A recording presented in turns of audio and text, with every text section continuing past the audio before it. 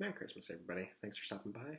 My name is Alex Detterman, and I'm going to be talking to you about image repair theory and how it applies to the target security breach that happened back in 2013.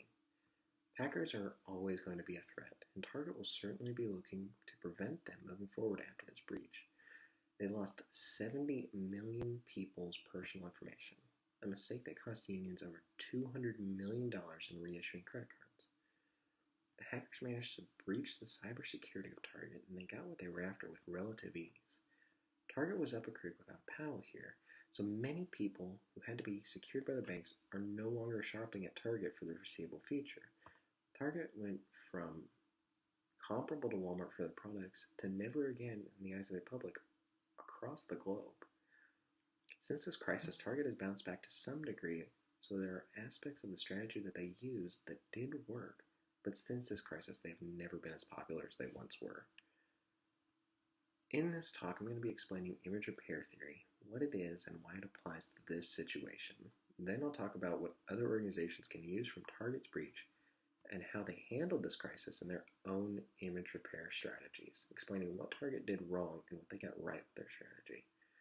There are a few aspects of Target's strategy that they managed to get right after this fiasco, which I'll explain later.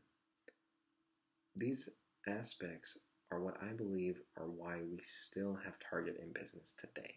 So let's get started. Image repair theory, which used to be referred to as image restoration theory, was originally conceptualized by Ware and Linkoogel in 1973, but was adapted and expanded on in 2015 by Benoit.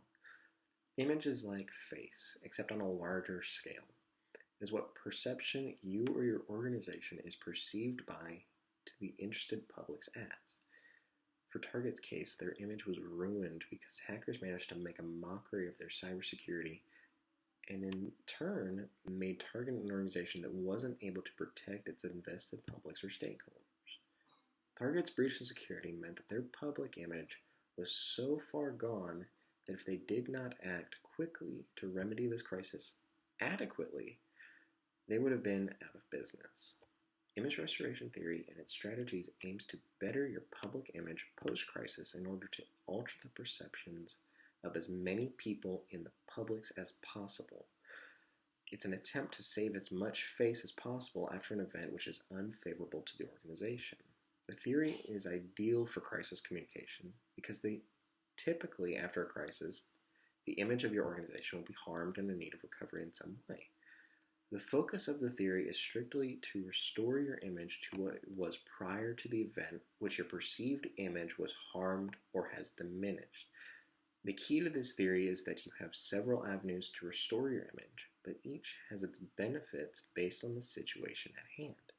Using Target's breach as an example, they needed to acknowledge that they messed up by having a poor cybersecurity in the first place that was supposed to be guarding the sensitive information of their customers, and that they did not react or even acknowledge the attack as it was happening.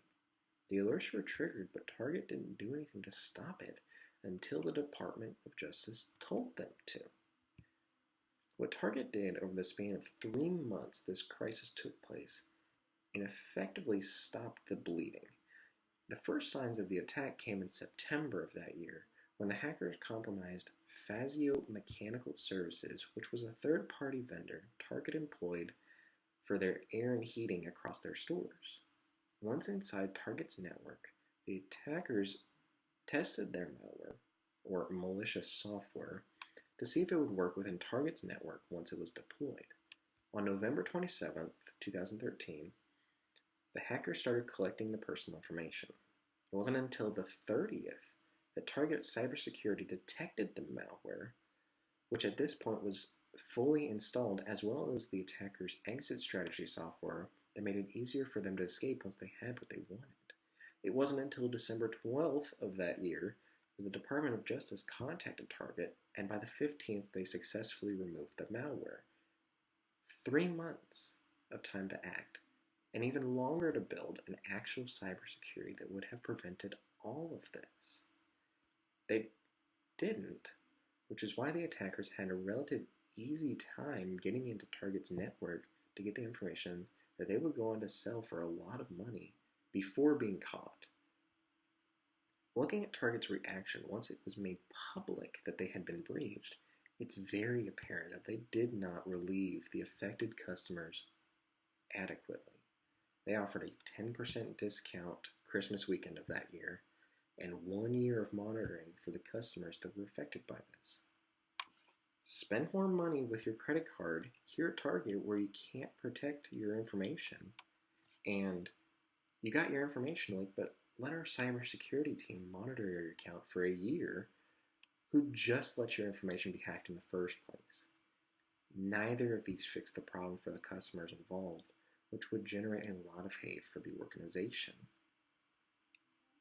If they had done nothing instead of this, they may have actually been better off. Then they stated that they would overhaul their entire system to be more secure and spend $100 million to make registers that would provide more secure means of making purchases in their stores. Step in the right direction, sure. However, it's still going to feel lackluster to the public because they didn't help the affected customers adequately at all. Target messed up big by not starting with this security, which is in hindsight the worst decision the company that wanted to compete with Walmart ever made. This breach crippled them, but their response to the crisis should have killed them. However, as they are still seemingly successful as a franchise today, they have managed to avoid controversy that was big enough to ruin their image any more than it already was. So some aspects of their strategy did work in the long haul of this. The main point about image repair theory Target failed to achieve during the breach of 2013 was the adequate compensation after the crisis. It doesn't matter if they promised to make their cybersecurity like the Fort Knox of cybersecurity. If those customers that were affected weren't compensated adequately in the eyes of the public, it'll be looked at negatively, no matter how good it is. They are a customer-based organization, so the customer should be the first, and in some cases, the only priority for their image repair strategy. A discount and coverage is not adequate enough when your system for security just got breached, and millions of people are potentially having to re-secure their banking situations, out of their own money as well. Target should have at least offered to cover the cost to reissue the cards to the customers affected by this breach.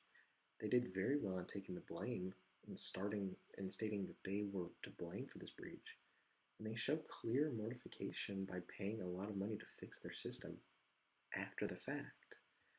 What other businesses and organizations can learn from this in terms of image restoration is to put the affected publics first, while also showing mortification throughout the post-crisis phase while they fix the issue. The key takeaway is that whoever is affected by the crisis are going to be the people the public look to see whether or not your organization actually looks out for the public or if they're more focused on business goals like making money. Successful image restoration theory is making sure that the affected audiences of your organization's crisis are compensated, and then fixing your organization after. Putting your organization first when a particular public was affected will result in the public feeling more negative to your organization, which leads to the mass public siding against you and your organization, and instead of restoring your image, you actually ended up harming it, more than the crisis ever hoped to do. The whole point of this is that Target messed up by focusing on their cybersecurity after it was already breached. They had plenty of time to actually beef up their cybersecurity, but they didn't, and it cost them. The people that were affected were not adequately compensated. So in the eyes of the public, Target didn't care about the people that were affected at all. That is why it was such a big problem when it happened for Target, and why they're still feeling the negative impact of it today. I hope this helped. I hope I explained it well enough. Thank you for your time today. Have a very Merry Christmas. I hope to see y'all again next semester.